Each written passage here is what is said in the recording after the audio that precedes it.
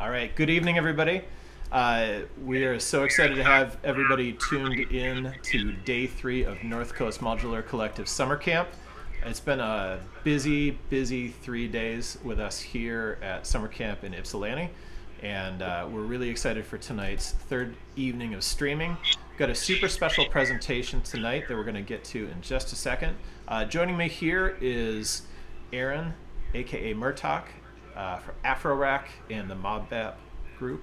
We're going to throw that to him in just a minute here. We wanted to touch base just a little bit on a few of the things that's going on with summer camp in general. We've got our stream tonight with the Modbap crew, and then a performance by North Coast Modular Collective's David Minix, who's doing a live coding audio-visual performance that we'll be going to after this. At any time tonight, if you have questions or comments, drop us something in the comments or chat on whatever platform you're watching the stream on.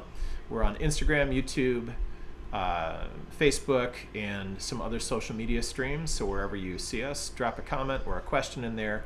We'll have some Q&A time with the artists after their performances. Coming up tomorrow, as the public part of summer camp here, we are going to be hosting some workshops at Tinkertech in Ypsilanti. So for people that are just getting started with building modules, we have 2 of our own designs, the Lodi Molt and the Flint Fader, that we're going to be building and helping people build tomorrow.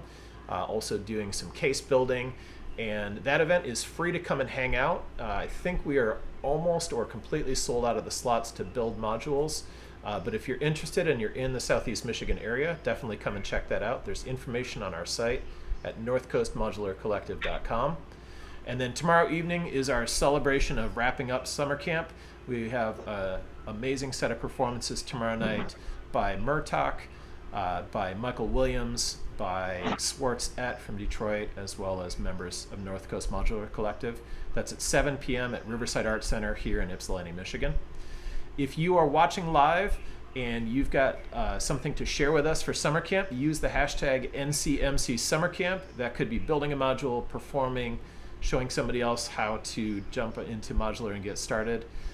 Definitely drop us a message or a post or a story using that hashtag, and we will give you a shout out as well. So without any further ado, like I said, joining us tonight is the Modbap crew. We have Aaron here in the house, and then we have Ali the architect and BBoy Tech Report joining us via Skype as well. So Aaron, how's it going, man? Pretty good. So glad to have you out here. Thanks so much for having me. Survived the drive from Chicago? Yeah. Yep. Absolutely. Glad to be here. Sweet.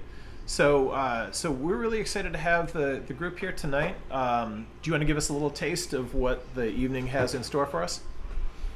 Oh, well, we're just going to rap for a little bit and go through some beat breakdowns, a little bit of history about Modbap, get everybody acquainted with it. So excellent. And yeah. then we can do some Q&A and some more conversation after that takes place. Absolutely. Sweet. So I'm going to step out and turn this over to Aaron and the Modbap crew. Yo. How's it going, Corey? Yo, what's going on, brother? How's it going, Ali? What's up, my man? How you doing? Pretty good, man. Good to see you guys, man. I'm glad that you guys got to get on the Skype. Sad that you aren't here to share the moment with me, though. Yeah, man. I could come out, but traveling tomorrow, so. Yeah, feel you. It would have man. been dope to come to Chicago and drive up with you, though, bro. Yeah, I was kind of hoping on that road trip moment, man. That would have been raw. That would have been ill. But we got more of that. We could do something like that at one point. We'll go on tour. Yeah. All of us. Yeah, man. So Corey's joining us from California, and then we got Ali, the architect, out in the Maryland, D.C. area. So let's get into it, man. What's Modbap? Corey, can you break it down for us? Yeah. So Modbap is it's a fusion of 2 types of music, or maybe the infusion of modular synthesis into hip hop music, right? So bap coming from boom bap and mod coming from modular synthesis.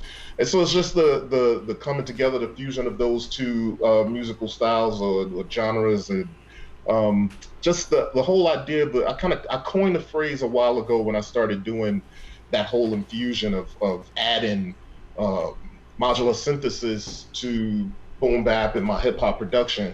And the idea was that, like, yo, let's push the envelope a little bit.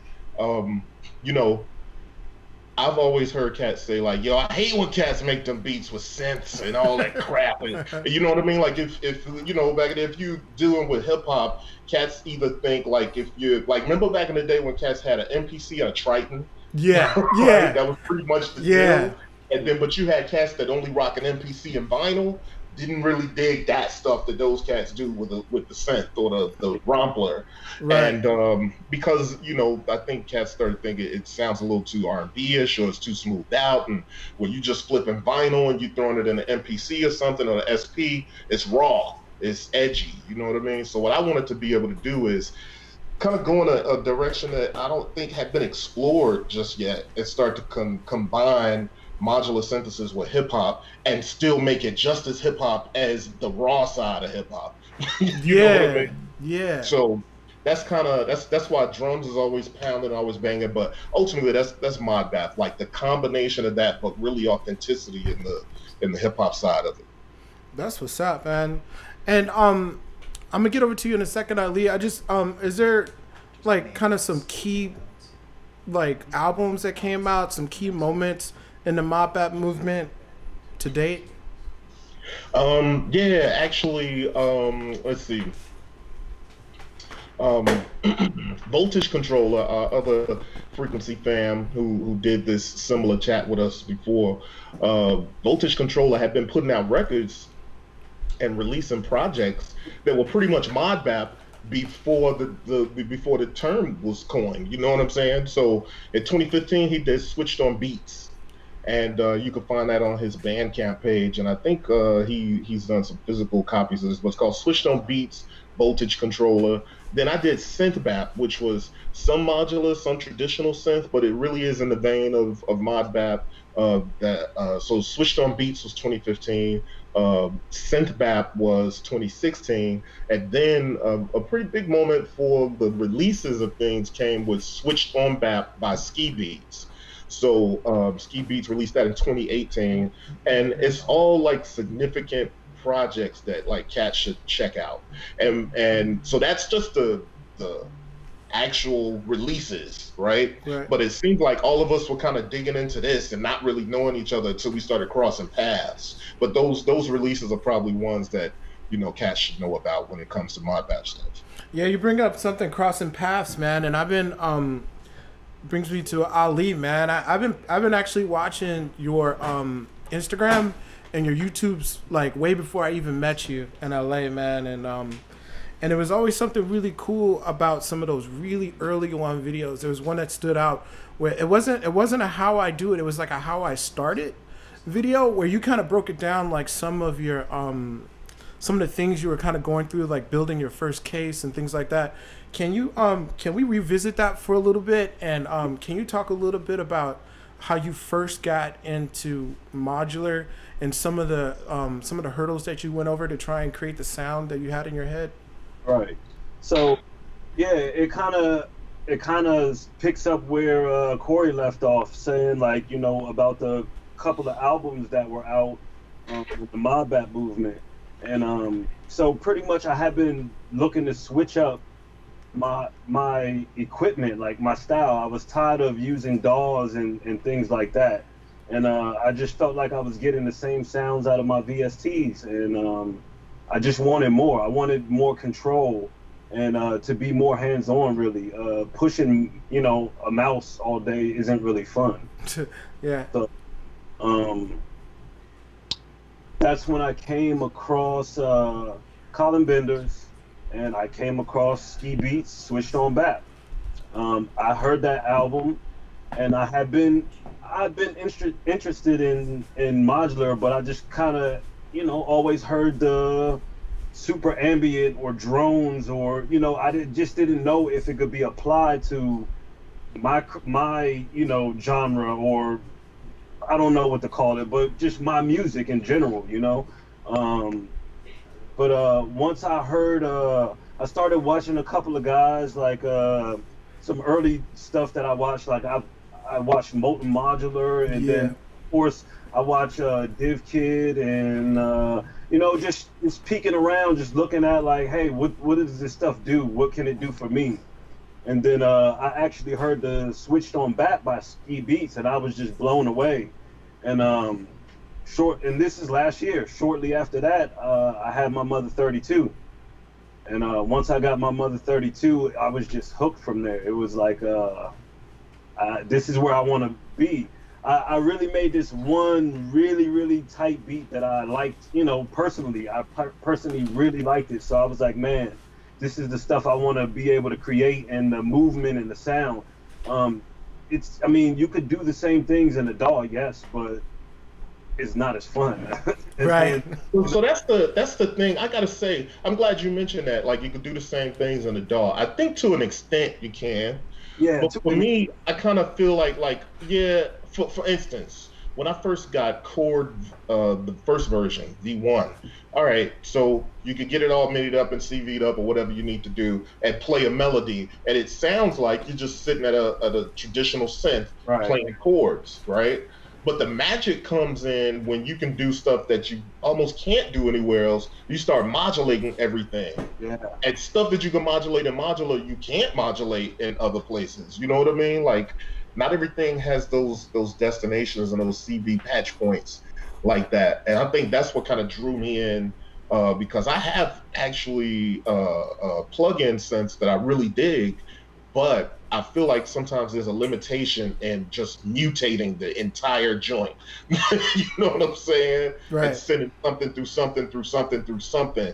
And I think that's what blew my mind, is that ability to kind of go down a rabbit hole with patching and modulating and different effects and stuff. Yeah. It seemed endless. I mean, the whole thing is endless. Yeah. The whole thing is endless, which brings me to modules. You know what I mean? Like how do you even? I mean, the question I get the most is, what modules do I need to make Modbap? And it's always kind of like, it's a really tough question because there's almost no right answer. Yeah. So like, I mean, I guess you kind of got to take it down to the basic building blocks. Like, in your opinion, what are the building blocks? Some of the basic building blocks you think that, you know, someone would need to get into Modbap? So I think it's no different than the basic building blocks you need to get into modular synthesis itself. But I think when it comes down to Modbap, remember, the boom bap is strong in Modbap. Yeah. You know what I'm saying? I think it comes down to that style and that knock. Exactly. If the drums ain't knocking, if that vibe ain't there with the drums and that authenticity, like, you know what I'm saying? And that goes across the board for anybody trying to make hip hop. Like, there's a certain aesthetic you have to come by where the drums are smacking cats in the face. There's something like, you know what I'm saying? Like, it just has to be that way. You right. have to, that funk, man. There's something about that. You know, I truly believe, like, hip hop is built on many different genres, right? But there's something about funk. Like, when it comes down to the drum beats of hip hop, there's really only funk. It's right. just, you know, after we've resampled and processed and saturated and all of this stuff, and then you get to chopping, and then it becomes this thing that we know as boom bap or hip hop or even trap and all this stuff. But I think more than anything, the drums have to be knocking. It has to have that sort of hip hop vibe first, and then you can embellish and get as deep as you want to with modular. Yeah. So if you're sequencing in modular, I think it has a lot to do with, you know, you have to be able to do your gate delays and swing. You know what I mean? Like, you need to be able to do that. That was a big hurdle for me getting into modular, is how was I going to sequence this thing with my MPC and, you know, just sync everything up in time. And it took me a little while, but I mean, for me, as you were asking, like, what are the clutch modules that you need? You need a clock, you know? Yeah, word. Have a clock. That's day one, clock. So I went with Pam's new workout. And it's been great for me, you know? And then for me, I needed to sequence also from my MPC and also from my, you know, I needed to play keys sometimes. So, you know, sometimes I don't want to use my ER101, you know, and make a sequence in the box here. I want to sequence it externally also. I want to be able to play and get my own groove and my own style, like that swing, you know, that hip hop swing. So you know, I use the mutant brain, and I run the MPC to the mutant brain, and then out to PAM and clock everything else. So that's I agree with that. an integral part of my setup is just getting everything synced up. You know, I mean that's step one. I mean that comes after the case and all of that, and you know, yeah.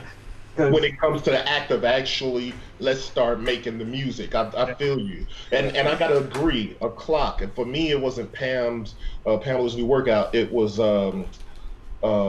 what is the tempi? Excuse me, I had a little brain. So the tempi though for me was the thing. So I had the MPCX a good while before it hit the market, right? And with the CV, and I already had modular stuff, and I was doing stuff converting MIDI to CV with other modules. But then I had the MPCX, and the idea from there was the integration of my Groovebox, which was the MPCX at the time, with my modular. And so that integration came in like just as simple as the tempi. You know what I mean? Clocking everything, and then the CV was coming out of the MPC. Once I kind of had that integration, I think because this is a fusion style music, the integration was really important, and clock plays a big part of that. Yeah, clocks, man. Yeah, I didn't get into the Pam's workout until much later. I started off with the Woggle Bug, which was kind of a bananas first clock, but oh well. You know, and I didn't really have that. That's like another thing. Like I didn't really know where to start. Like I was just kind of randomly grabbing stuff, and I think that's kind of like the hurdle for anybody getting to modular, whether they want to make Modbap or not. Were there any things like were you guys like studying modular grid, or were you guys on gear slots or any of those other websites trying to pick up information on how to actually build something? I had a VCV rack. Oh wow! I mean, once I started like really researching and getting serious about buying my first modules, that's one of the first things I did was got VCV rack and played with it. It's definitely nowhere near as fun as playing with the real modular rig because you're pushing the mouse once again. But that's kind of what gave me the entry without actually purchasing something first. Word. For me. I've never actually been a fan of too many forums. I think the only ones I've ever really spent time on was the MPC forums. And so, you know, that's just kind of being an MPC head. That's like, you know, before we got into so much social media, that was the way MPC heads was able to congregate and gather. And, you know what I'm saying? But yeah, you know what I mean? Trade knowledge and tricks and all that kind of stuff. But for me, the way I got into modular was, one, I do BBoy Tech Report and doing reviews of gear and all that kind of stuff. It was always in my face somehow or another, right? And I had a couple homies that did stuff like Ken Flux Pierce and my man Bryce, who some people may know as Upright. They both were into modular before I was into modular, but like it was kind of undeniable seeing somebody that you talk to or rap with almost daily. Like when we share beats, these cats were sharing beats with modular integrated into their beat making process. You know what I mean? So that was intriguing, and I was already aware of modular. I'm not even really sure how. You know what I mean? Yeah. But for me, the first module I was able to get my hands on was because of BBoy Tech Report and a review that I did. So it was a Pittsburgh modular system, and I can't remember which system it was, but it was a hybrid digital and analog system. And they sent it to me, and I remember unwrapping it and thinking like, well, this is where the rubber meets the road. I got to figure out how to make this shit make some noise. You know what I'm saying? Right. And so I remember just kind of looking at it like, well, let's start plugging it in. And to this day, I still, like, I eventually sent that back. But that, ever since then, it's been a wrap. Like, I couldn't afford to buy it, even though, you know, right, when you're doing reviews, there's a couple ways you end up getting gear. And in that case, I could have bought it for a discount. But Yeah, I couldn't afford to buy that at that point. So I just knew that, okay, one day I'm gonna get my own modular rig. Yeah. And it wasn't much longer after that. So after that, that's when I started obsessing over a case and obsessing over power and switching your mind a million times and Oh constantly man. asking the same people. Y'all know that struggle. So Yeah. Yeah, it's we've all crazy. spent those late nights on modular grid moving it Yeah, around and make it fit, right? yeah, exactly. Not to mention, like, this on the case side is just like, man, just getting into it is really, really like, dang, I can't even make a sound, but I have to Yeah. spend at least $300. Yeah. Yeah. The cost of entry is a mother. Yeah, man. I mean, I ended up with that Arteria rack brute for like Oh. $350, and it worked out. But if you're getting into this, I would say, man, just plan for a bigger rack. Just Absolutely. it's cool for a little bit, but yeah, once you start digging into it, and if you really like it, it's a different thing if you get into it and you find like, okay, this isn't the thing for me. But if you're like, man, this is the thing for me, it's gonna steamroll, Yeah, yeah. I Yeah. would say too, for cats that want to do Modbap, there's something inherent in Modbap where like most of those cats are gonna have groove boxes already. So I would say a big thing for cats to think about is really plan on what are you trying to do? Are you trying to go DAWless, or are you trying to integrate modular into how you make beats, or are you trying to change the way you do it altogether, right? Because I think that's gonna, because as a new modular person, that's the rabbit hole everybody talks about. Yeah. When well, my grandmother used to say your eyes is bigger than your stomach when you get your plate and it's full and you can barely finish any of it because you're just so like, I want this, I want that, I want this, I want that. Like, it's easy to go down that road, but if you don't give it some thought as to what are you trying to do? Are you trying to integrate your MPC or your machine or your push into modular? Are you trying to bring modular into that world? Or are you trying to leave all of that other stuff behind and just go modular? That's when, like, giving that some thought will start to at least kind of scope a little bit what you're trying to do. Yeah. And I think for me, what happened to me, even though I knew I wanted to integrate, I was also very curious, and so I ended up buying something, trading something, buying something, selling something, buying something. You know what I mean? And that's probably inevitable, I would imagine. But I would definitely say to anybody that wants to get into modular, but not just modular, the specific to Modbap, think about how you're making beats today and how you're going to integrate that. How you plan to bring modular into the fold. Because I think that'll start to tell you what you should and maybe shouldn't go for first. You know what I mean? Yeah, and also research, man. I would just say research is key. I would say every single module that I purchase, I do extensive amounts of research. I look at every single video on YouTube. I'll go on Muff Wiggler and look at all the reviews and what people say about that, and just doing your due diligence before you go spend your money on this thing, So, and that's what's really helped me. I mean, like you said, I've been through the same thing where I bought something, it doesn't really work for me, I have to sell it again. Like, you're gonna go through that, but once your system starts coming together and you start working with it daily and you start to know your system, it becomes like, like I said, it's been enlightening. It's been and to also to add on too, bro. Like, I think my system grew quick. One, because of my curiosity and whatever, a million other reasons, but also with doing BBoy Tech Report, I really wanted to help people, and like I started doing the modular journal by BBoy Tech Report on YouTube, and so I did that, but not only that, so that was one of those things where I'm like, well, I want to cover that, I want to talk about that, but then I'm always done sound design and production, so it felt like to me my system grew fast because I had those three things in mind, rather than just saying I want to make music with modular.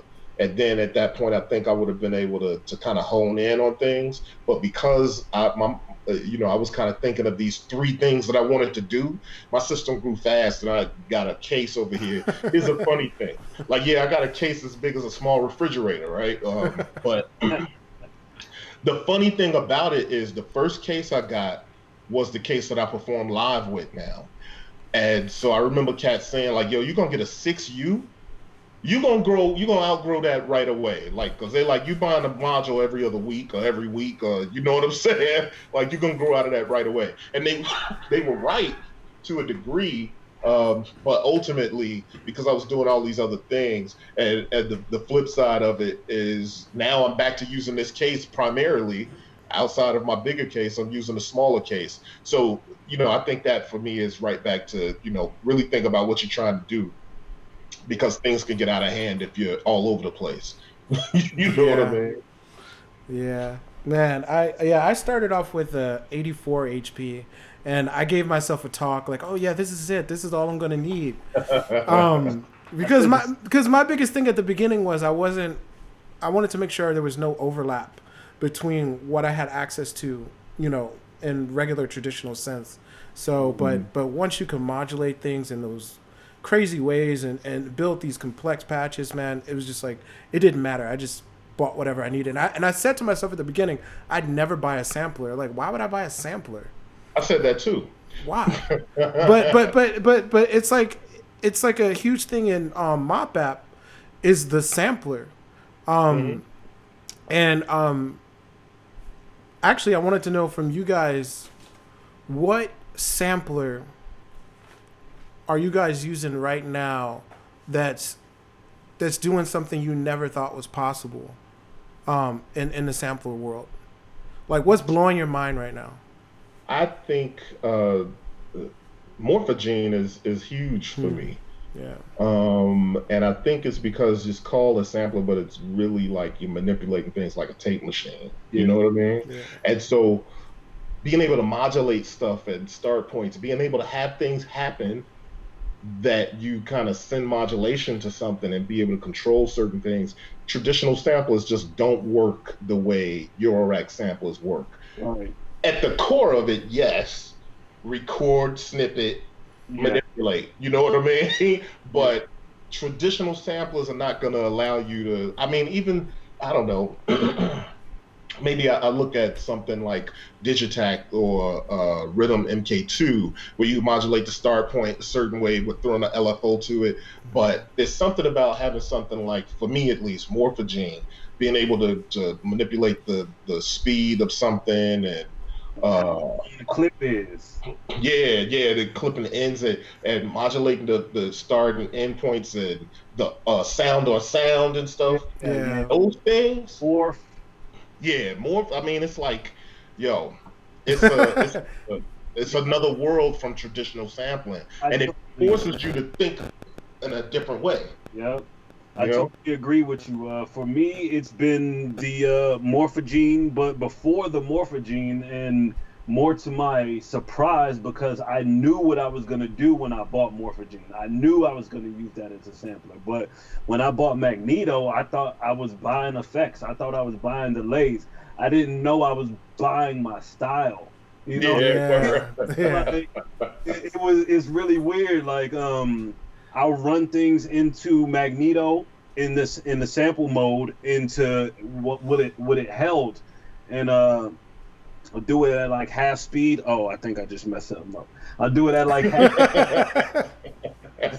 do it at half speed, and then I'll just crush it back down, and I get these vinyl-like textures. So it goes back to what Corey was saying earlier about people saying, "Oh, you can't use synths because I don't like those synths guys because I like the record sound." Well, I'm getting the record sound out of synths. Right. So that's been key for me. That's the part right there, man. Because when I listen back to the hearing my live set and in the Troubadour and hearing and thinking. Like, if you didn't know that I'm telling you it's Modbap, you probably wouldn't know. You would think I flipped samples. Right. You know what I'm saying? Right. When you hear it back, it's authentic, but it's so dope to be able to. I had gotten into Mort Garzin and all of his, wild early electronic music, and he was so creative with the themes and stuff. And I was starting to sample his stuff, but then that's almost at the same time, or maybe just before I got my own modular, and I started thinking like, why aren't I making the stuff that I want to sample? You know what I'm saying? And then then on top of that, I would look up and I'd flip over the Isley Brothers record, and they would tell you every synth that they were using in there. And don't nobody ever think about that. Don't nobody think about the Isley Brothers and Earth, Wind, and Fire was synths they was using, and what was the stuff that, you know, was a part of the soundtrack to people who made hip hop that we listened to, and even stuff that we grew up to.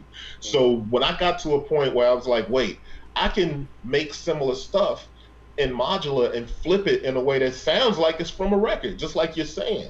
Right. And so that's like the whole key to the thing for me is, and then there's an added benefit to that. You own it. Yeah. You know what I mean? Right. It's your own. And then at the same time, you have different ways that you can use that. You can use that exactly as you just made it sound, right, in the beat, or you can then go further and sample that again, throw it to the morphogene and chop it up more. That's right, exactly. Yeah, that's what I love about it. Those infinite possibilities, and because I think what works for a lot of cats like us is we already come from a background of making hip hop. And so that sensibility is not lost on us when we approach modular. Right. You know what I mean? And I don't think anybody thinks about that kind of stuff. If you make dance music, if you make electronic music, if you make techno or whatever it is, if you've already been doing that before you got into modular, you're going to take those jewels and those tools that's a part of your tool set to this new, you know, open space of modular and apply it. And so that's where that's like Modbap to death right there, because we're taking our hip hop tool set and bringing it into modular and seeing how we can flip it and apply it to what we want to do. And that's why it comes out that way. And there's so many options, whether you sample something or use the melody just like you had it, sample it and chop it and use it later. Or, you know, something I like to do, which is in the beat breakdown video, is like, you know, record a longer passage of something, whereas hip hop is usually 2, 4, 8 bar loops or sequences. I like to record like 12 to 24 bar passages of something, and then, you know, modulate that and work it as is, you know, like it's a living sort of thing and it's organic, but then create a sequence where it starts at maybe halfway through that. And then every time you play that sequence, it's starting halfway. You know what I mean? And or maybe for one part of the sequence is only playing 4 bars of it. For another part of the sequence is playing the last 8 bars of it, and so forth and so on. I mean, the possibilities are just endless, and you still come out, as long as the drums are smacking and that swing is there, you still come out with that flavor that we know and love. Yeah, man. Another good thing for me is, I mean, you dabble in the other genres. Like, I'm a hip hop guy. Like, I make hip hop music. That's what resonates with me. But getting into this, man, I've ventured into the ambient space. I've ventured into the techno space. Whereas, you know, before with my equipment, I would never, I mean, not saying that I would never, but it's not like the first thing that comes into your head, like, oh, I'm going to make a techno beat today. You know? Right. But it just comes out of you here. It's not like you're trying to. It brings it out of you. You know what I mean? So let me ask you, because I know for why that would be for me, because I've gotten more into ambient stuff, and especially for live performances, I love kind of combining more ambient stuff with Modbap bangers. You know what I mean? But for me, being able to venture into ambient space or anything like that comes from the starting point is different than the starting point on the MPC. On the MPC, I'm typically starting with drums. And it's gonna be it's indicative of hip hop right off the bat. You know what I mean? But on the modular, if I start with the modular, it's more melodic. I'm starting from a melodic space, whether I'm trying to go in an ambient place or whether I'm trying to just do something melodic or whether I'm trying to do something that I know I'm gonna flip and sample. You automatically start out just in a different space. You know what I mean? And the modular will allow you to take it to wherever. You know what I mean? Because sometimes I'll go in just, you know, mute mind, you know, nothing on my mind. Like, hey, let's start, I'm turning my rig on today, you know, let's go. And then you just figure out where it goes, and it just takes you different places. So if you have, it's definitely a different mindset. If I'm like, all right, I want to make something relaxing today, then I'm going to start a different way. Like you said, start with something melodic and Yeah, man, I agree. Yeah. No doubt. Man, let's get into it, man. I want to hear some beats. Right. We've been talking about Modbap this whole time. I know you guys, you have a couple of things prepared for us. I think Ali is ready to go, like right away. I see your rig is already set up, man. I love that case too, bro. Turning that little knob on that. Oh, it might did it blow the whole beat? The whole beat. It's gonna be something different. No. I love that case, by the way, man. Yeah, the case is. The case is definitely dope. That's the Pittsburgh modular, man. I really love this thing.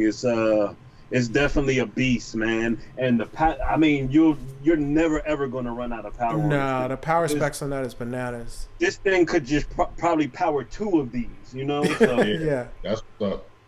Yeah. All right, drop it. Drop it, man. Show us what you work. What you got going on over there? Let's go.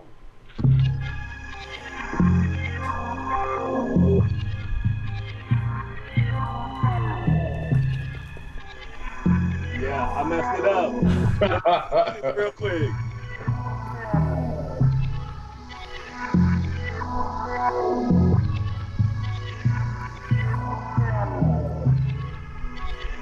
All right.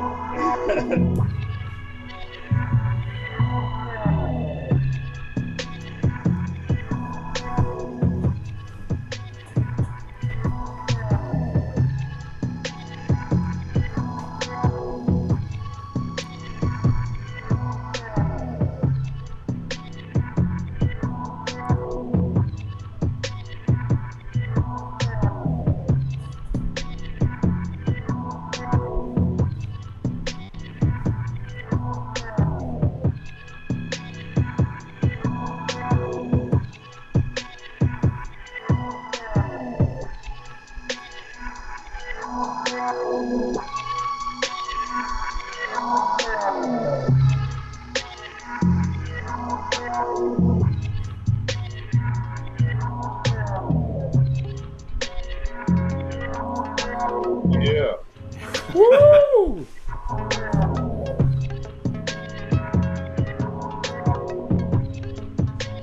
Yeah, bro.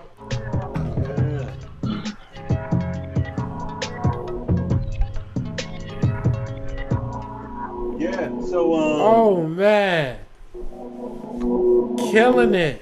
I guess. Let me. Thanks, bros. I appreciate it. Damn.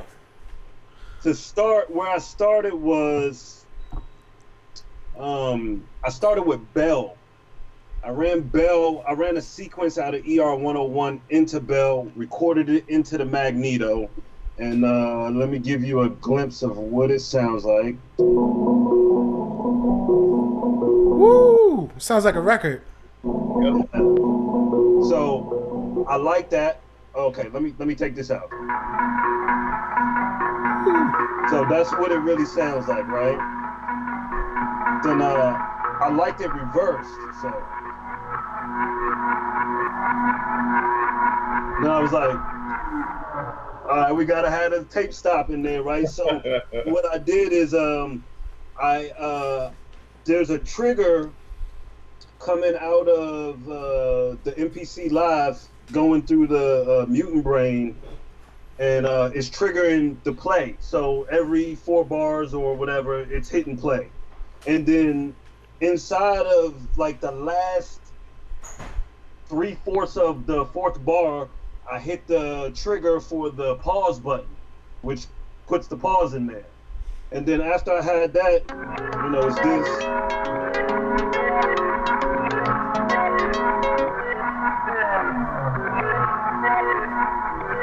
And then I just put the filter sweep in there. And that's the first sound right there. Wow.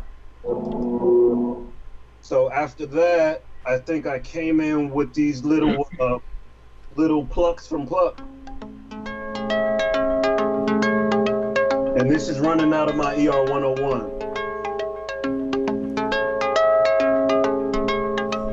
Simple. I got Tides modulating the damp on Pluck.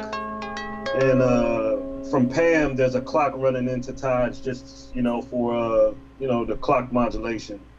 And then we have rings on the bass in modal mode going into Erica Sense Black Hole DSP, and then just out to the mixer. And that's this. Yep. Ooh. Love that sound. Yeah. Yeah. And then, since there's little holes in this bass, I wanted to put an 808 in between it to just play off of it. So that's kind of where this came in. Ooh.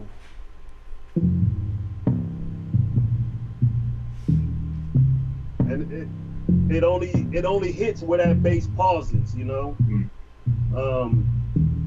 After that, I wanted some pads in, and you know, just it's so much easier and some chords, a chord pad. So I went to the Virus, and that's this.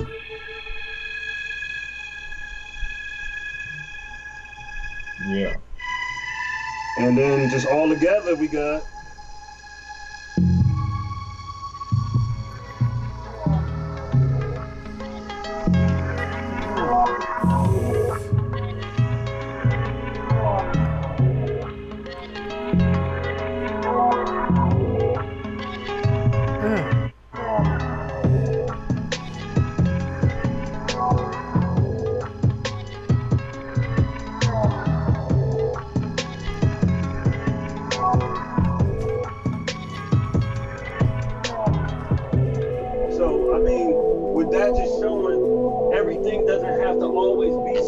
Complex, you know. Right. Where I'm making simple melodies, but where it gets complex is with the modulation. So I got some modulation going into the damp here.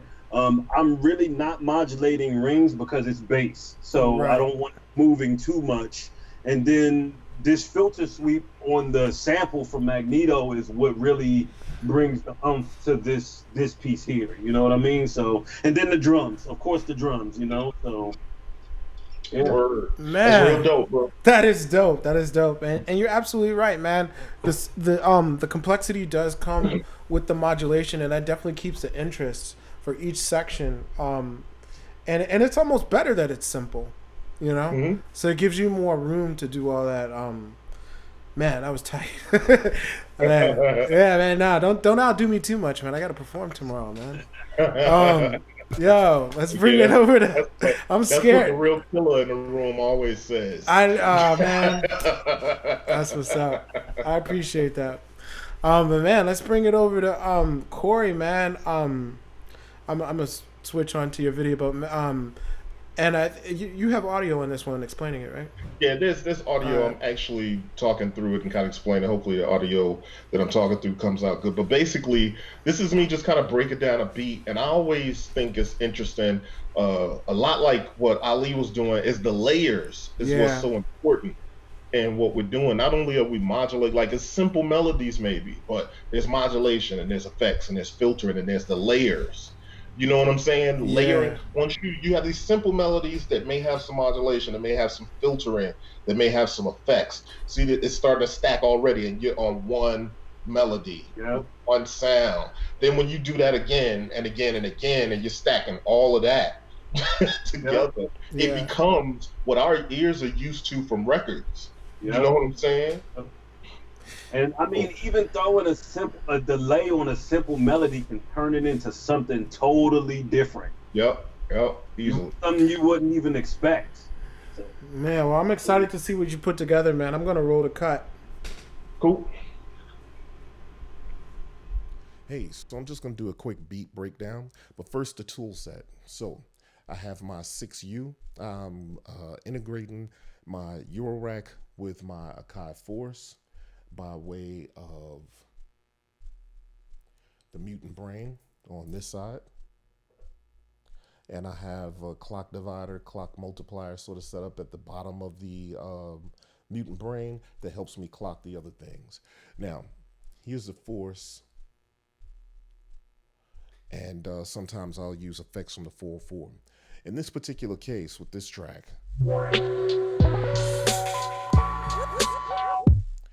The melodic parts were sequenced on the Fluxus one, and the beat was sequenced on the Force. Then I sampled or recorded all of the parts individually from the AFRORACK Fluxus one out of the AFRORACK into the audio tracks on the Force. So I'm just gonna break this down a little bit and let's see if we can get through it right here. So let's bring this beat up. We have drums from the Force.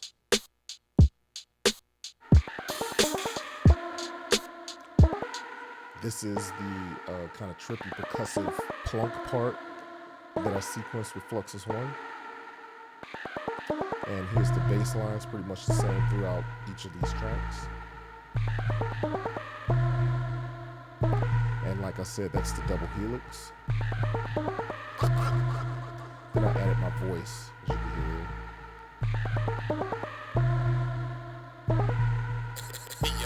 Right?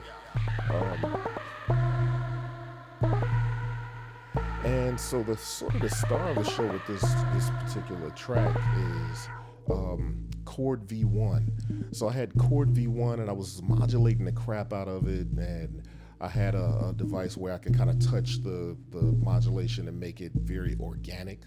And so I was going to, and I could do this with planar or something like that. So I was modulating the chord voice, modulating the filter, and modulating reverb and delay. And I came up with this sound.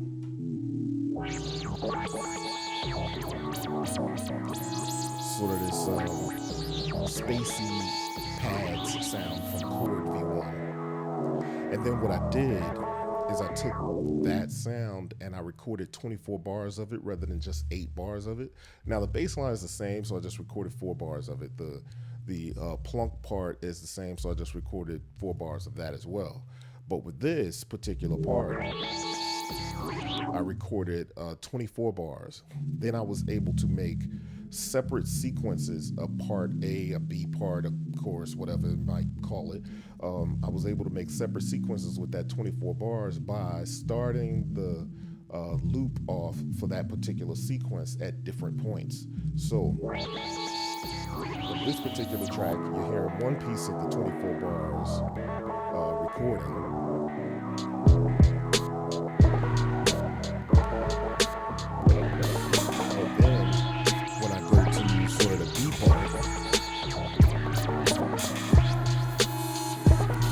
A little louder, and I'm actually modulating it a little differently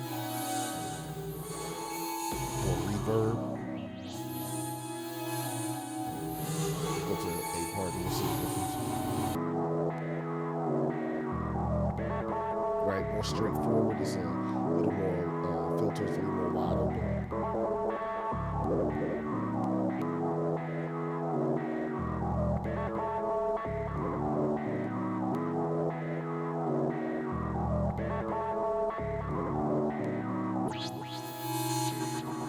There you can see it's a lot more modulated, right? So that's that part. And so then at that point, you kind of have this whole track with the vocals.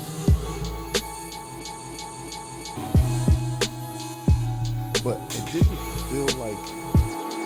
feel like it was quite ready just yet.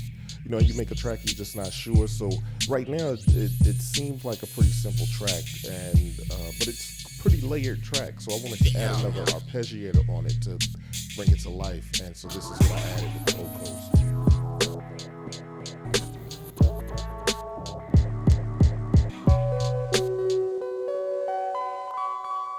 And so I used the Force's arpeggiator to trigger the O coast. I can't remember if I did it via CV or via MIDI, but at any rate, I kind of locked this in and threw it on top.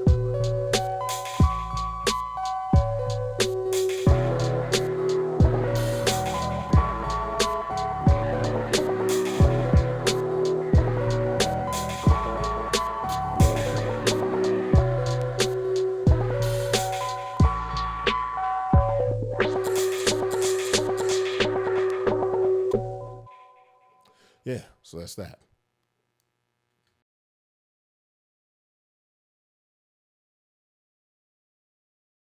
Hey. Word. Damn, that was dope, man. What? Your your beat your beat breakdown, Corey. It's over. We're live. We're back live. We're back. Word. Okay. Look, we're kicking up. So yeah, the other thing was. Yo, man, thanks so much for that beat breakdown. Word, man. But yeah, that beat, man, it was just a matter of I used just, I mean, I know people saw it, but just for the people out there, we kind of went to that. It was almost like a news studio for Modbap, right? We're going to go out in the field and do the...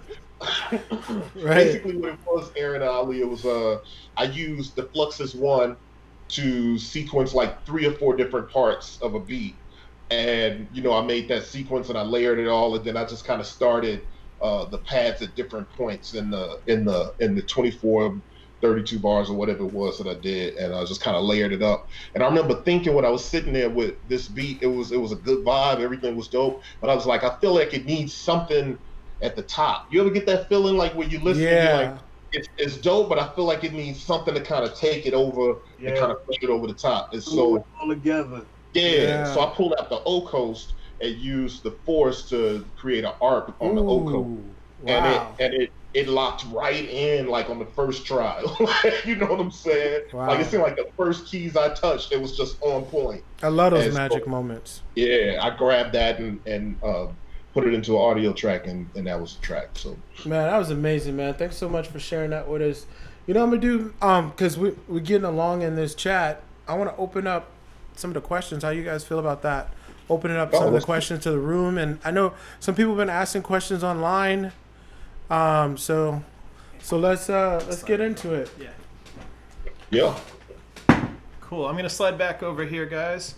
And I got some of the questions from the online audience and some questions that we've got. First off, before we do that, though, I want to thank all 3 of you so much for taking the time tonight. This has been super special and just so informative. Oh, my gosh.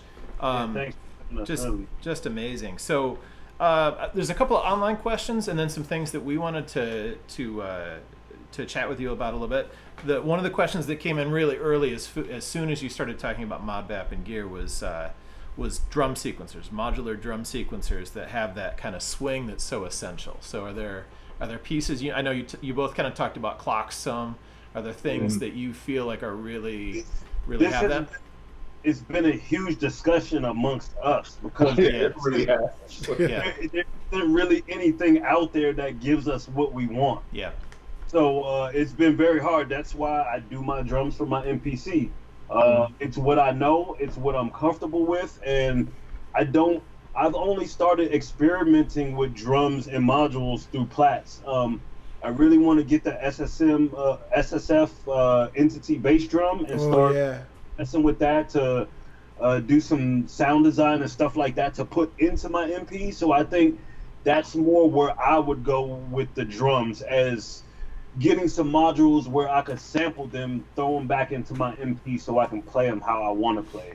Do you feel like it's a pretty common thing with kind of separating out sound sources and soundscapes and melodies and stuff into the rack and then doing drums on the MPC or something similar? Yeah, I think that's pretty common. At least like in the crews, and by the way, we all talk like every day, like you know what I'm saying? Right. Like not just like I've talked to him and he's talked to him. I'm saying we all talk every day. We literally all talk. You know, Yeah. So and, you know, so that this is one of the topics of discussion that comes up a lot. Is, you know, for me, I'm more comfortable with using a Groovehouse MPC over Force for my drums, just because one, I like to touch the drum pads. I like that. You know what I mean? Yeah. But our guy D Still, when he got into Modbap, he was like, "Yo, I want to do this straight from the rack. I don't want to do." So he used the Varigate 8 plus the what else did he have? He had Varigate 8. He also had the I think he just bought every sequencer. He had the Fluxus one. He had the Varigate 8. And what's that other one by that same Moleco company? The block. What is it? The voltage block. He had the voltage block. So he bought the voltage block. But the thing is, it comes down to this. Like, I really love the Fluxus one, but I wish it would allow me to go off grid a little more, right? You know what I mean? That's the key. If you don't have something that's going to allow you to swing, it should allow you to go off grid. And not I don't know, there may be one or two newer things that allow you to go off grid. The Steppy, I think, by IntelliGel may, but I haven't used it, so I don't know for sure. But D still was able to get what he needed by adding a gate delay to his sequencer. So he would use the Varigate in connection with the a gate delay module where he can kind of offset it off, yeah. You know what I mean? So that it felt like you basically had control at that point of swing per step or you know what I mean? Like delay per step. So that is really a key when it comes to the sequencing in the rack. Yeah, for me, I use Fluxus as more of a melodic sequencer. Mm-hmm. My drums have to come from the thing. Now, sound design drums in the modular use them otherwise, but yeah, sequencing I prefer like a group box. I think most of the sequencers in Eurorack are more for like techno music and 4 on the floor type stuff. So and we need that off that grid. So that's what makes it really hard for us. But, well, yeah, you can't. We all have to build kind of our own sequencers out of many clocks, kind of manipulating things. Like I know the Pamela's workout is really good because there's like a slop mode on there, which can push things off. But you know, you mentioned that chat too. We mentioned that before. But you know, like Ali and I, we were in Germany a couple months ago, and that was like the big question we asked everybody, like, hey, can this go off the grid? And I think there was maybe one, right? But his module is huge, and that's too big. I mean, it's a really great module, but the drawback is it's really, really big, and I can't take that on a live show with me. It just takes too much of my case. Absolutely. Hey, Ali, without going into, I know this is a super deep topic, but is that one of the reasons that you like the ER101? Is the sequencing, like the ability to shift things around? Is that accurate? It gives me the ability to get the swing on my melodies that I really want. Right.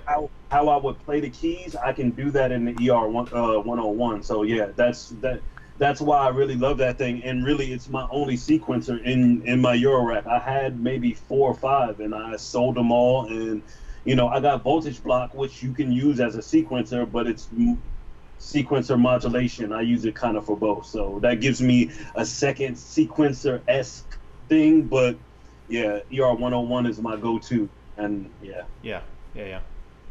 Word. There was another couple of questions that came in online.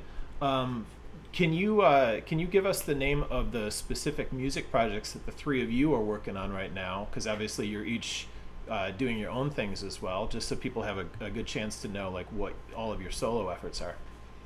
Corey got some dangerous stuff coming out. I know Ali's working on dangerous stuff all the time.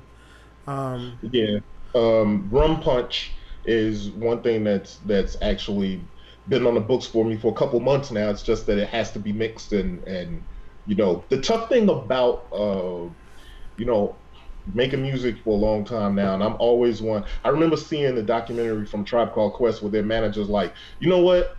Things be sounding beautiful, and they'd be like, we almost there. And he said he would have to run in the studio, just take it, give it here, it's enough already, you know. So that's, as an artist, you kind of get in that space. So anyway, Rum Punch, although I listen to it all the time, it still needs to be mixed, and as soon as it gets mixed, I'll be putting it out. But I also want to do something a little different with this, whereas before I've done a lot of digital releases, and I want to actually do vinyl and cassettes and a limited edition t-shirt and really do like a sort of nice, beautiful boutique release. That's a proper investment of money though, man. That's, record. Yeah, that's a big investment. Yeah, it is. Yeah. It is. Yeah. So hopefully I have it out this year. I don't want to go into next year still talking about, you know, Rum Punch. No, Rum Punch is amazing. It passed the Jeep test. Like we got this, we got it. Like, you know, hip hop traditionally has to pass the Jeep. It has the bump in the Jeep, and Corey has a Jeep, and so whenever I'm in LA, and I'm rolling in Corey's car, we're listening to tracks from Rum Punch, and I'm just looking at him like, man, when is this coming out? So just to be 100% clear, is that the artist name, the release name, or is it self-titled? So it'll be myself as an artist. I go by BBoy Tech. Yep. As an an MC, I'm Fashara. But this release will be as BBoy Tech. Yep. That the artist myself, and the actual project is called Rum Punch. Okay. A previous project that probably people should check out is Synthbap Volume 1 by BBoy Tech. Just search it, Synthbap, SYNTH BAP, BAP. And it'll come up. Yeah, check that out, and that'll give you kind of an idea of where I was like a couple years as I was starting this journey and stuff. So yeah. What about you, Ali? I know, man, you always dropping dangerous tracks on the gram. Yeah. I'm kind of in the same position. I have a lot of stuff to be mixed. As you can see, I'm in a basement. I'm not in a really mixing kind of space, so I'm gonna take that over to a friend's studio and get that mixed up. So I plan to have that out sometime before October. I'm not exactly sold on the name yet, so I've got a project coming out very soon. But if you want to hear some of my stuff, you can go to SoundCloud, Ali_the_architect, SoundCloud.com/Ali_the_architect. Yep. Also, I have a mixtape called Money Motivation Music on that Piff. So, and that's kind of like a precursor to me getting into modular. That's all my, it's an album I put out maybe a year before I sold my entire studio and got into modular.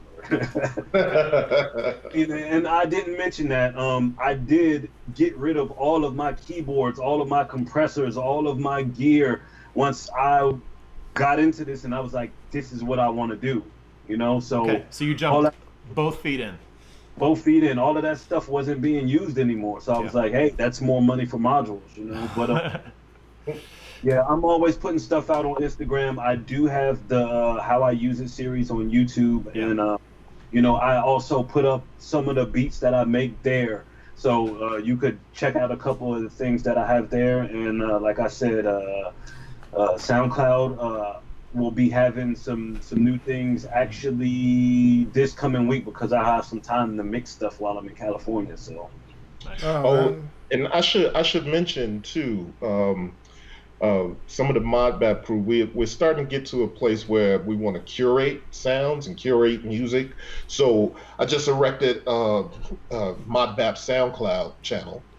And that's being managed by a couple of the homies, and they're gonna I put up a bit of a live show that I did up there, but there's gonna be new music coming up there, and so yeah, keep an eye out because I imagine any one of us might have some stuff up there as a matter of promo for stuff that might be coming. So, and you can definitely find me on BBoy Tech Report on Instagram, and I have other music too on beatpeople.com, BEATPPL.com. That's the hub for most of the stuff that I do. Okay. Yeah. And Aaron, you wanna? Well, no, you know me, man. I don't play that digital stuff, man. Every time. Oh, there it is. I always do it limited. So this coming out here the North Coast Modular Collective summer camp. I pressed up 10 records of a new track, but I couldn't. I only made it out the city with 4. So, so I got 4 with me now out of 10. So this is a limited record. The people who know me, they know that I work on modular and that I also cut my own records, and that's how I release. I don't do any digital stuff at the moment.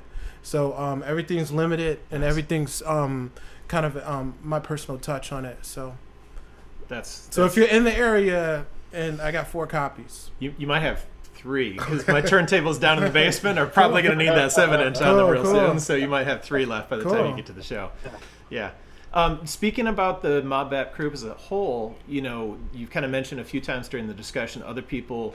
Give us a sense of how big the group is overall, kind of how you organize things, because as you were talking, I definitely was thinking about the parallels between what you guys are doing and what we're doing as North Coast Modular Collective. So I think it'd be good to get a sense of the scope. Yeah, so it is pretty much a collective, right? So there's I don't really know how many of us is less than 10. Yeah. I don't know. doesn't. I don't know. I mean, So, well, but yeah. the idea is, it seems like it's all of us kind of a like mindset. You know what I mean? Yeah. And so we come together based on that common ground of using modular and hip hop, right? And the core of us, we talk often. That's the key. And then what's starting to happen is there's starting to be more and more people that know about this sort of groundswell of a movement that is starting to get involved, and it's just becoming like it's. I think it started as a small crew collective, and now it's becoming a movement. And so the cool thing about it is that we're working on documenting that whole thing and adding on to the pile of just kind of document like how this thing is growing. I mean, I was in London and I met with a guy who I knew years ago, but because of how we all kind of combine and do Modbap, he's gotten into Modbap. So that's London. Then you have some guys down in Austin, Texas that are doing Modbap. You got in Chicago some guys that are starting to get into incorporating AFRORACK into their beat making process, and they're already kind of like a part of the lo-fi scene. You know what I mean? Yeah. So it's a growing thing, but as a core sort of collective, there's less than 12 of us or so like that. So something like that. That's super interesting because you guys kind of almost went the outward, like opposite approach of what we did, because we're starting kind of with that geographical center point and then starting to branch out and pull more people in. And you guys, it sounds like initially started like completely distributed globally. We really are. It truly yeah. is. I mean, because you got Chicago, LA, got some people in Phoenix, then you're in Maryland. Delaware. And then you have Delaware, you have Jersey. Yeah, so we're kind of all over the place, man. And what's cool about that is it's allowing us to always have something going on somewhere. You know what I mean? Right. Well, and what I would say is you guys are doing a really great job of getting out what you're doing over social media and kind of growing that network, because it's really present and it's timely. You guys are just hitting it, which is something that we're definitely learning from. You know. Word. And it's cool to feel the love from the community. Like when me and Aaron went out to Berlin, it was all love, and it was just like, wow, you guys are doing this with modular. This is really cool. We want to see more of it. So the whole community has been really accepting of us and really cool and welcoming. So it's that's the thing that's dope about the modular community, even versus hip hop in general, because hip hop is competitive sport, right? Yeah. And I'm sure that all of us probably have some level of competitiveness in general, but it's like the modular community is really about community. Yeah. Yes. And so that's been a really cool thing to kind of experience that, where, like they said, they were in Germany and how they experienced just open arms and kind of they felt the community. Whenever any of us go to NAMM or when we did Synthplex or when we go to NobCon, it just kind of feels like, yo, there's the other guys and they do this. So, hey, guys, you know what I mean? It's like constantly a reunion of community all the time. So that's what's dope about it. Well, and it feels like you guys are kind of building a bridge, because there probably aren't that many people that are both at NobCon and doing shows with J Electronica, right? Right. That's an interesting like bridge point between those two communities there. So that's super cool. Right. How did that come about? Is that one of the bigger profile things that you guys have done? Is that accurate? Yeah. So you know how that came about? Like, so it's funny how it's like a couple of degrees of separation with a lot of stuff. So I started doing BBoy Tech Modular Journal on YouTube. J Electronica started checking it out. Okay. And then on Instagram, you had Ski Beats that, we became cool on Instagram because, I remember him saying like, yo, I like your style. And then we started talking and chatting every now and then. And I saw when he started to get into modular, and he really bigs up the Ski Beats, that is. He really bigs up Modbap, the movement and stuff. Yeah. And he acknowledges like how he found it and how he got into it and all of this kind of stuff. And then I'm sure J Electronica and Ski Beats are probably friends. But what was cool about it is that the same way, Jay got into modular too, and so he would ping us or we would chat every now and then, and it just became a thing where I see him as another part of the fam, just like anybody else. So when it comes down to it, if he's coming out, like it was like, yo, here's the tour dates, and I'm like, yeah, I'm gonna be there. He's like, of course, you're gonna be there with me. You coming through with me, right? And then here we are doing the show with Jay, and it's just a good vibe. Like what it is, it's like it's almost like a brotherhood, and people really just respect the art, and it's hip hop at the end of the day. It's hip hop at the end of the day, and it's people nurturing something new in hip hop. Right. And it's dope that way. So I think that's really the common ground, man. Just trying to push the limits, you know? Yep. Yeah, that was a really cool moment to see that live, to see how the hip hop community really responded to Modbap. Because it was funny because they didn't know what they were hearing, but they knew it was dope. Yeah. And everybody had a great time, but that was the first time where it kind of purposely crossed over, because we've been performing a lot for the modular community. So it was definitely pretty cool, and one of the other really awesome moments in Berlin, wanted to go back to Berlin, was when we met Dieter Dofer. I thought that was a cool moment where it all kind of came back around. You know what I mean? Like it was an important moment. Definitely like one of the coolest moments. Just like meeting the creator of AFRORACK and him having open arms. Like, man, like this guy. Like, yeah, it was a man, this guy, like, I got to hug the guy who created. Yeah. And he said thank you. That was the most amazing. It was like you know, that's what I find though with those kind of guys. They're the most gracious dudes. Yeah. Like, 'cause that's the way it was when I met Roger Lynn. Like the same way you all talk about with Dieter Doper is like they're the most gracious dudes. Like, word, I appreciate what you guys do. You know what I mean? Yeah. And that to me is really dope. Those are moments for us that I don't think sometimes they may realize. Yeah. You know what I mean? Yeah. No, I don't know how you top that as an NPC user, right? Like, Exactly. Meeting Roger Lynn. You know, I remember the first time I met Roger Lynn, and I was thinking that in my head, like as he was talking, and then he started going through like, yeah, sometimes I think I should have did a 8x8 grid rather than a 4x4, or you should, like, I should have just done 2 rows of 8 because it's more natural with how you play guitar or piano. And I was like, what kind of moment is this? Is this real life? Right. It's like an alternate reality. While all of a sudden, every finger drummer has to like change their technique, right? Like, yeah, exactly. So, Some universe, there's a 8x. There's a 2x NPC that everybody. Yeah. Oh, that's funny.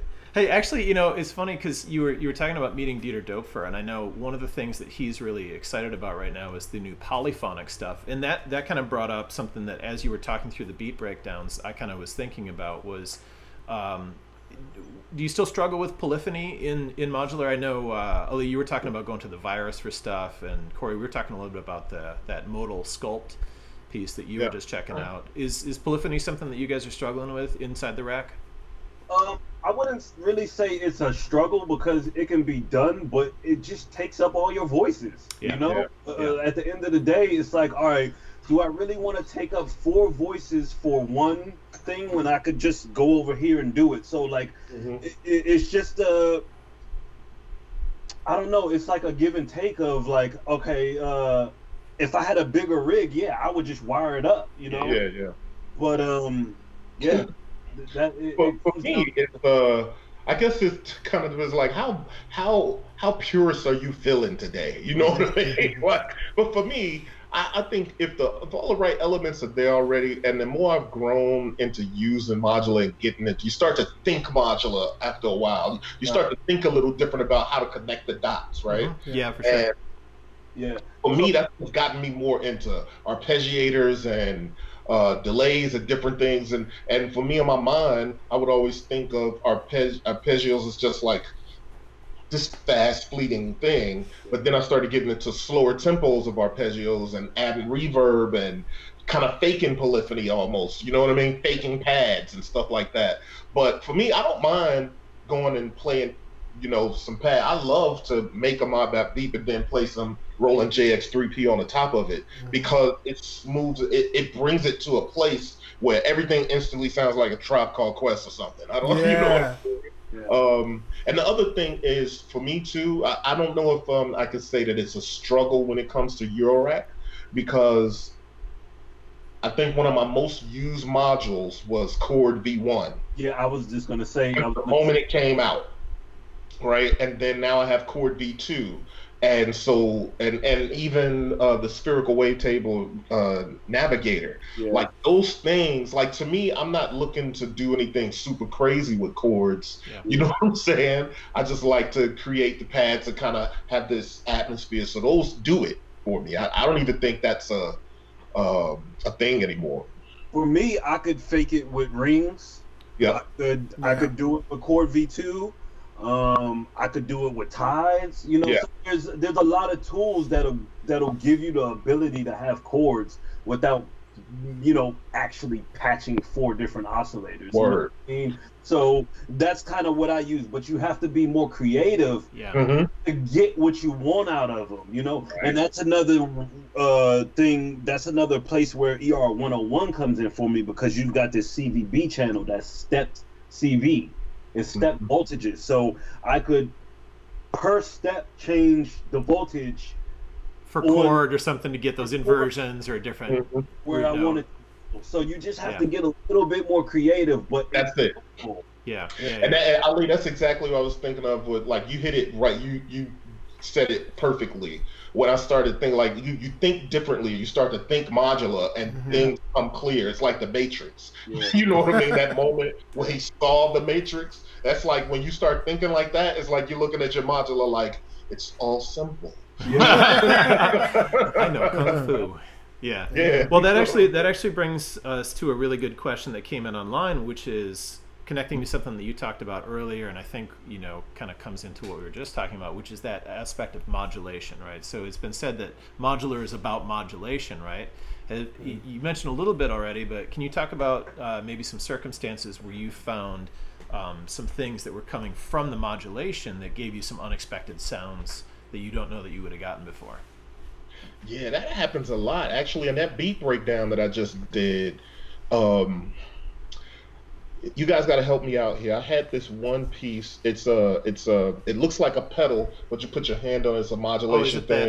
The touche? Is that what that thing's called? Yeah, touche. Yeah. I had that for a weekend, and that's when I made that beat from the beat breakdown. Oh, okay. And that inspired something different that I didn't expect to make. Like when I was, so what I basically had is I was modulating a filter with the frequency cut off, and I was modulating like some delay thing and a reverb, like the space of the reverb and the repeats or feedback of the delay. And as I was kind of making that, it totally turned into something that it didn't sound like before I started modulating it with all those 4 different sort of quadrants of modulation, right? Yeah.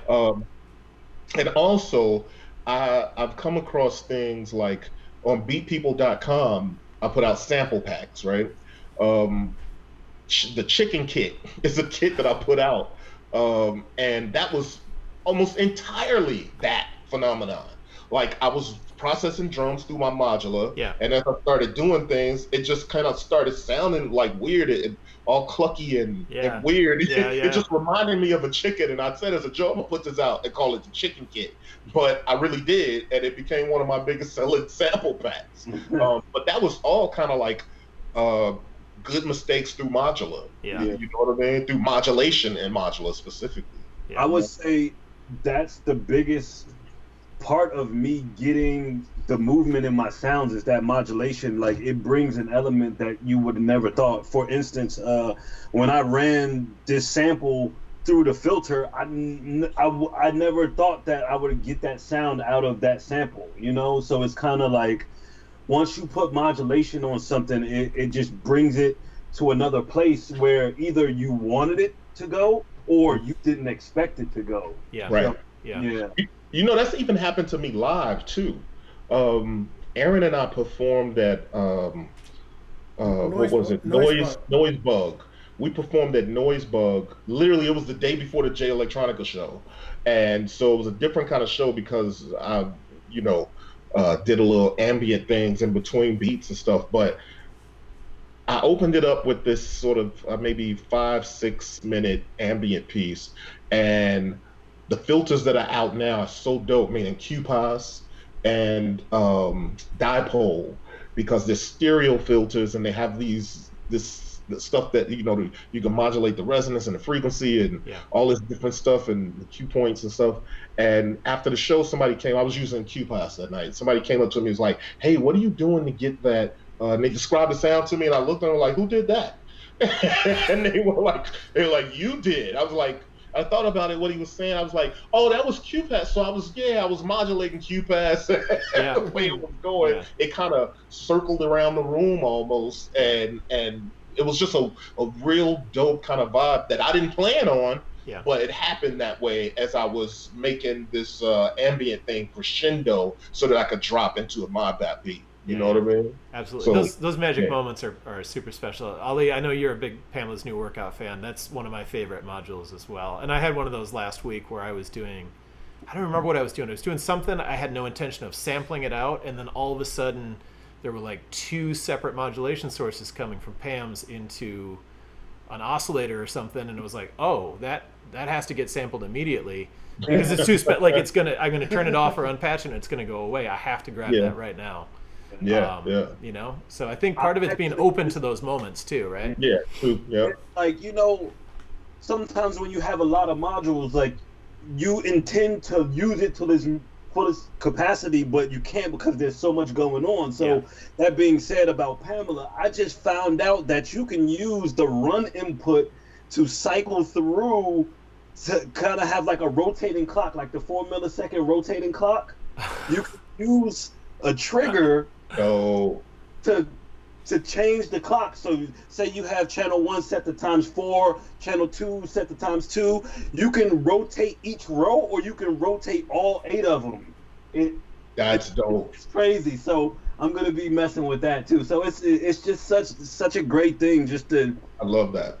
This is one of the first modules I had, and I'm still finding out stuff about it. So like that's the thing I love about modular. You always dig in deeper. Well, and this is where I want to shout out what you guys have been doing with your YouTube channels, because I know for me, I'm going to those kinds of resources to learn those kinds of tips and techniques and tricks. Like, with Pamela's New Workout, I've probably watched DivKid's 40-minute Pam's video twice all the way through. You know what I mean? Like the kind of things that you guys are doing. I don't have the ER 101, but I know I'd be going to your video if I needed to understand that piece, because it's so deep, because there's so much to it. And so that we talked about community earlier, and I think that's a really valuable part of what's happening here, is that people who are just getting started have those resources to be able to go get a sense of what it's about, how it sounds, how to use it, and all that. And that's why really I started my channel, because I found a void. So you would either see people using their modular in a piece and hear it and it sounds really good, but there's no explanation of what they did. Right? And then you have like the div kit side of things, where it's like technical. This is what it sounds like. This is what you're doing. But there's no, like, not to just say div kit, but he has musical elements, but it's more of a technical overview and not kind of showing you how that person is using it in their musical capacity. So I wanted to fill that void. Like, hey man, you're interested in this module, right? This is how I'm using it. This is the sounds I'm getting out of it. This is what I've been able to do with it, because I couldn't find those type of resources online. So. Yeah, for sure. Well, listen, we got a greetings from Ecuador. Somebody's watching on the stream. Shout out Ecuador. So, what up, Ecuador? Dope. I'm trying to think. Anything else you guys want to cover before we flip over to our performer for the evening? You guys have been more than gracious with your time. Anything else that you guys want to bring up? Anything? I know. You got some merchandise coming out, Ali. Yeah. I saw that. He does these. They actually do. I have one with me. They do some. And Ali, you're wearing one. Is that your? Yeah, they do. Branding? Yeah, they do some limited edition T-shirts, and those are all hand printed one by one. So they're done in small batches. And when are those dropping? They will be ready right after I get back from vacation. We'll start shipping. I didn't want to put it up on the site while I was going on vacation and going to be away. Yeah. Nice. Yeah. On camera right now. Ooh. I got the gold. I got the gold one. Gold version. Yeah, the gold one is crazy, man. That's nice. And these are all hand done. So this is like a legit, like foil like print, man. It's and yeah, they're definitely awesome. And I know Corey still has the Beat People site going with the Modbap shirts, right? Yep. Still got those. Yeah. Modbap Social Club. Yeah. Shirts are on the Beat People website. So yeah. Man, grab those. Nice. My website is alitheark.com, and you can get my sample packs. You'll be able to get the shirts and very soon cases. So I also am building modular cases. Ooh. I can actually show you a little bit. So this is like my first prototype, and guys have seen this. So this is kind of my travel case, what I travel with.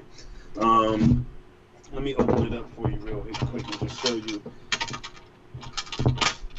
So it's got a little top to it, and then it's just a nice little case with a handle. It's not too deep. And like I said, this is my first prototype, and one thing about me that I don't see a lot of other people doing, and I haven't done it on this one, but in my future cases, there'll be a power slot back here. So you'll put your power module in the back so it doesn't take up your HP in the front. Nice. And if I have 4 more HP, like, I'll feel better about myself because I'm not. It's just really how I feel. Like, I'm struggling right now to get this case ready to go to LA because it's still too small. If I had 4 more HP, I might have felt a little bit better.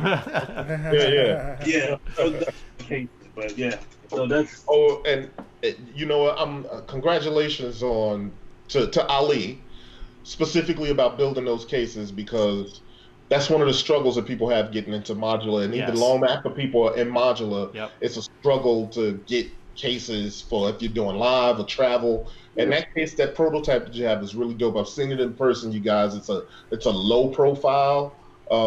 It feels good, and that's just a prototype. It's good enough for him to sell that one, but that's just the prototype. So congratulations on pushing that envelope, bro. I love what you're doing with that stuff. Man. Yeah, I really like that case a lot. Modules you got going, man. This guy's, got some modules in the works. Oh yeah. I got some. That's low key right now. Yeah, I got some stuff in the works that I'm gonna get to. I should have some stuff going on, some real cool stuff going on that I can't wait to share.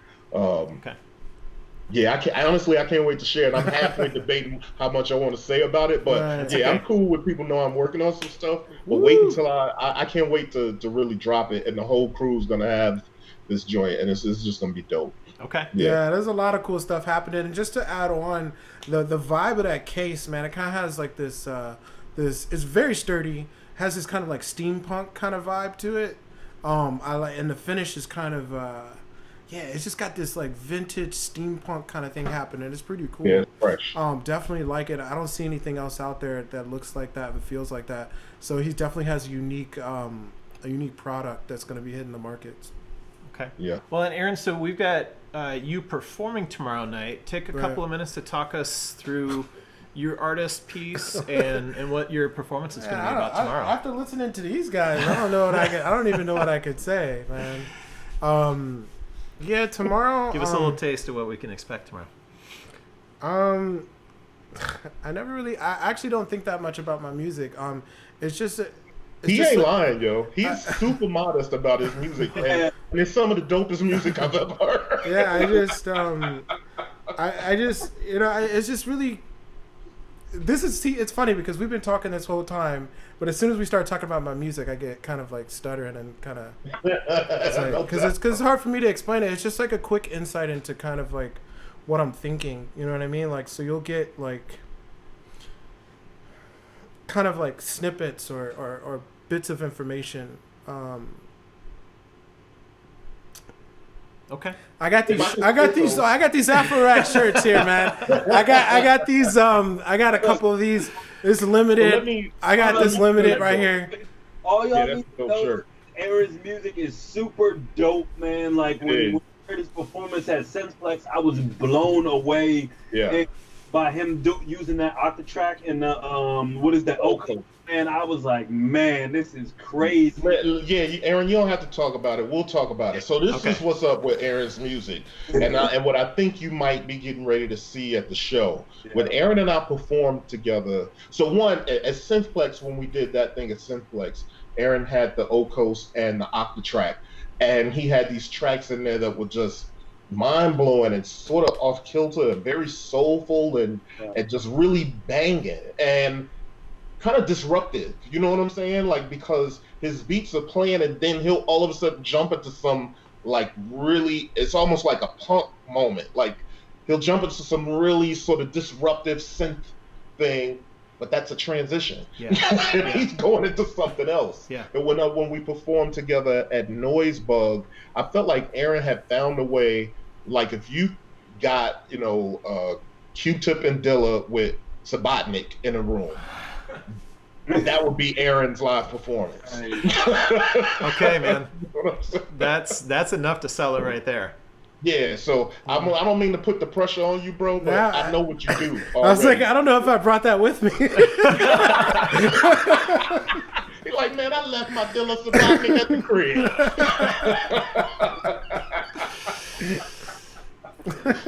Can we get like a really Pete Rock Wendy Carlos thing? Is that is that okay?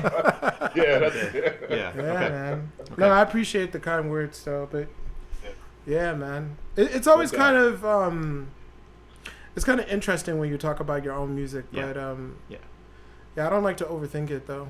Okay. Just like Okay. I feel okay. That's cool. That's cool. I know you said your preference is for really short sets. Is it like that kind of switching all the time? Is that kind of part of that? I like again, like it's just like just kind of being aware and conscious of the audience and and being respectful of their time and wanting to get their deep concentration for these short moments. I'd rather concentrate on that than like a very long piece. No, I'm totally with you. I mean, it's very genre dependent, but I so much would rather hear an amazing 15-minute performance than like an okay 40-minute performance from so many people. Where it's like you could just do 15 amazing minutes. I'm happy. Like that's. And that takes a lot of courage. I want to say that, it takes a lot of courage to go, I'm doing this and I'm going to give it everything for this 15 minutes and not just try and stretch it out as long as I can and fill space. I think the thing that's unintended for Aaron that ends up happening is that when he's done with his set, people want more. So they want to hear more from him. It's really that good. So like when you're done, they're like, man, I need some more. Like, and that's when I sell the records. Yep. It's actual science. Yep. It's like the extended trailer for the record. Okay. Well, fellas, thank you again so much for being so gracious and generous with your time tonight, linking up with us at North Coast Modular Collective. Thanks for having us, man. Everybody that's watching on the stream, stay tuned. We're going to take a very quick break. We're going to leave the streams rolling, but we're going to take a quick break, reset, and we're coming back with David Minix of North Coast Modular Collective. If you have never seen or heard live coding, I think you're going to be pretty amazed by what David does. He's been part of our core organizer group for a long time, and he's taking things in a really interesting direction with using live text coding to generate both sound and visuals. So if you've seen any of the Algorave stuff that's out there with people doing live coding, David's really taken it up a notch. So stick with us on the streams. We'll be back in a minute or two with David Minix of North Coast Modular Collective again.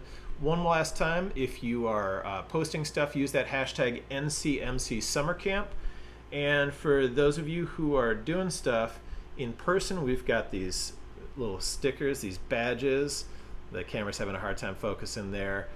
So we're going to give Aaron a couple of these for the for the synth DIY and the performer and that's cool. and the camp badges. We'll have Definitely a couple cool. more of those. We'll have a bunch more of These those are amazing. tomorrow at our workshops and performances as well. So stick with us on the streams. We'll be back in just a couple minutes with David Menix. Yo, thanks so much.